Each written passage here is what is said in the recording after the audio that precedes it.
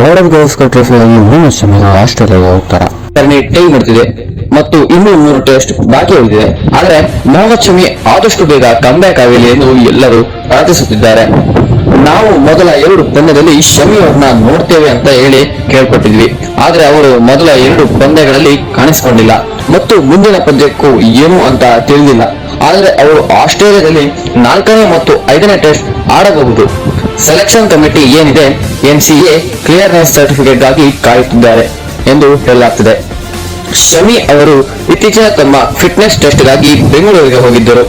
ಅವರು ರಣಜಿ ಟ್ರೋಫಿ ಮತ್ತು ಸೈಯದ್ ಮುಷ್ತಾಕ್ ಅಲಿ T20ಯಲ್ಲಿ ಸಹ ಆಡಿದ್ದಾರೆ. ಅಲ್ಲಿ ಅವರು ಉತ್ತಮ ಪ್ರದರ್ಶನ ನೀಡಿರುತ್ತಾರೆ. ಪೋಸ್ಟ್ ಮ್ಯಾಚ್ ಪ್ರೆಸೆಂಟೇಷನ್ ನಲ್ಲಿ ಶಮಿ ಬಗ್ಗೆ ಮಾತನಾಡಿದ ರೋಹಿತ್ ಶರ್ಮಾ, ಅವರಿಗೆ ಬಾಗಿಲುಗಳು ಯಾವಾಗಲೂ ತೆರೆದಿರುತ್ತವೆ. ನಾವು ಅವರನ್ನ ಮಾನಿಟರಿಂಗ್ ಮಾಡುತ್ತಿದ್ದೇವೆ ಮತ್ತು ನಾವು ಅವರನ್ನ ಬಯಸುತ್ತೇವೆ ಎಂದು ಹೇಳಿದ್ದಾರೆ. ನಾವು ಇದೀಗ ಅವರ ಮೇಲೆ ಒತ್ತಡ ಹೇರಲು ಬಯಸುವುದಿಲ್ಲ ಮತ್ತು ಅವರ ಜೊತೆ ಕೆಲ ಪ್ರೊಫೆಷನಲ್ಸ್ ಇದ್ದಾರೆ.